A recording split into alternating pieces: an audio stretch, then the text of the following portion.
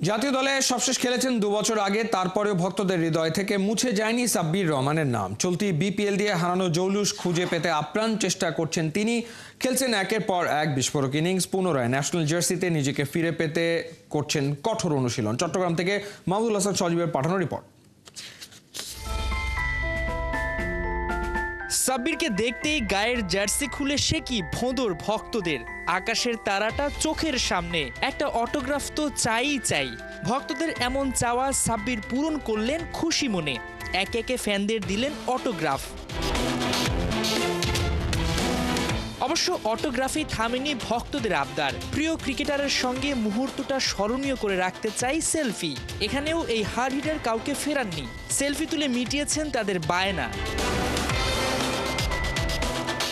সাব্বিরকে নিয়ে ভক্তদের কেনই পাগলামি, তার উত্তরটা আগেই ঢাকাইয়া ব্যাটার হাতে কলমে বুঝিয়ে দিয়েছেন এবারের বিপিএলে। চোখ ধাঁধানোর সব শট খেলে সবাইকে মুগ্ধ করেছেন। খেলেছেন মারকুটে বিধ্বংসী কয়েকটা ইনিংস।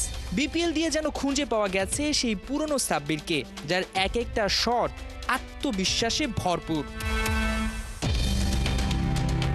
চলতি বিপিএলে মাত্র 5টা ম্যাচ খেলেছেন ঢাকার এই ব্যাটার, তাতে প্রায় 42 গড়ে তুলেছেন 124 রান। পরিসংখ্যানের দিক থেকে তার খাতায় রান কম হলেও অন্যদের থেকে তিনি এগিয়ে স্ট্রাইক রেটে। এবারের বিপিএলে 200 স্ট্রাইক রেটে রান তুলেছেন তিনি, যা নুরুল হাসান সোহানের পর দ্বিতীয় বাংলাদেশি হিসেবে সবচেয়ে বেশি স্ট্রাইক রেটে ব্যাট করার রেকর্ড এই আসরে।